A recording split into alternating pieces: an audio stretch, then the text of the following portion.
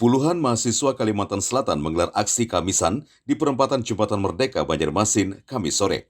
Kelompok mahasiswa ini menyampaikan orasi dan membacakan puisi bertema hak asasi manusia. Sudahkah negara ini memberikan keadilan HAM? Saya rasa belum.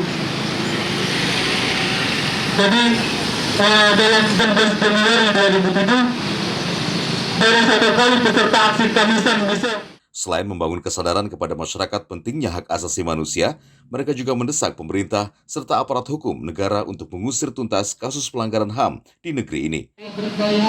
Agar masyarakat Banjarmasin itu pada khususnya masyarakat Banjarmasin itu lebih peduli, bisa ingat juga tentang pelanggaran-pelanggaran HAM yang ada di Indonesia yang belum diselesaikan gitu loh.